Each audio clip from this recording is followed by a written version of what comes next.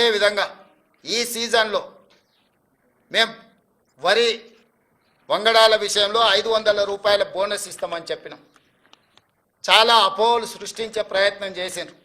ఎవరయ్యా అంటే గతంలో వరేస్తే ఉరేసుకున్నట్టే కొనుగోలు కేంద్రాలే ఉండవు, కొనుగోలు కేంద్రాలు ఎత్తేసినాము, ఎవరు పండించుకుంటే వాళ్ళ కర్మ అని చంద్రశేఖరరావు గారు ముఖ్యమంత్రిగా అధికారికంగా వారే మాట్లాడి చెప్పారు. ఒకటి కొనుగోలు కేంద్రాలు మూసేస్తున్నాం, కేంద్రం కొనడం లేదు కాబట్టి మేము కూడా కొనడం లేదని బాధ్యత కలిగిన ఆనాటి ముఖ్యమంత్రి గారే మాట్లాడినరు.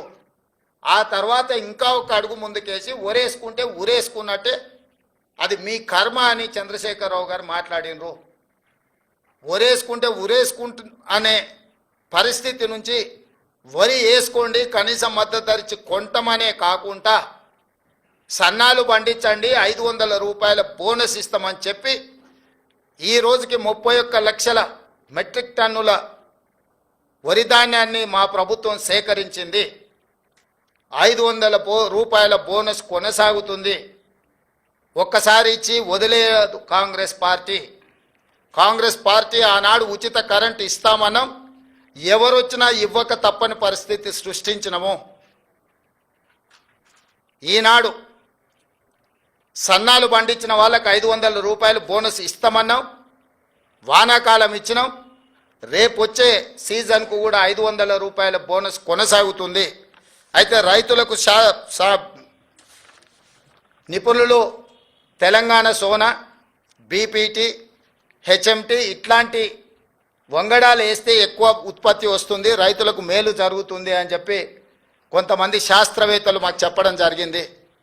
అందుకే నేను రైతులకు సూచన చేస్తున్నా, తెలంగాణ సోనా, బీపీటీ, హెచ్ఎంటీ లాంటి వంగడాలు వేస్తే మీకు పంట అధికంగా వస్తుంది. ఇవి తెలంగాణలో ఎక్కువగా తింటారు. ఎందుకు ఇలాంటివి ఏమంటున్నాం, చాలా రకాలు ఉన్నాయి, 31 రకాలు ఉన్నాయి సన్నాలకు సంబంధించి మేము జీవో ఇచ్చినాం. కానీ తెలంగాణలో ఉండే ప్రజలు అత్యధికంగా తినేది తెలంగాణ సోనా, బీపీటీ లేకపోతే హెచ్ఎంటీ. ఈరోజు రేషన్ షాపులలో సన్న బియ్యం ఇస్తామని మాట ఇచ్చినాం. మన తెలంగాణ రైతులు తెలంగాణ భూముల్లో పండించిన వడ్లు కొని వాటిని బియ్యంగా మార్చి పేదలకు రేషన్ షాపులో అవే బియ్యం ఇవ్వాలనుకుంటున్నాము. ఈరోజు సంక్షేమ హాస్టళ్లలో ఎస్సీ, ఎస్టీ, బీసీ, మైనారిటీ గురుకులాలు, కస్తూర్బా స్కూళ్ళు, ఏ ప్రభుత్వ పాఠశాలలలో భోజన పథకం అమలు జరుగుతుందో వాళ్ళందరూ కూడా సన్న బియ్యంతోనే భోజనం పెట్టాలి. అది తెలంగాణ నేల మీద పండిన పంటలతోనే వాళ్ళ కడుపు నింపాలన్న ఆలోచన చేస్తున్నాము. నేను రైతులకు విజ్ఞప్తి చేస్తున్నా, మీరు నాణ్యత కలిగిన సన్న వడ్లు పండిస్తే అవి బియ్యంగా మారి తిరిగి మన పేదల కడుపు నింపడానికి అవకాశం ఉంటుంది.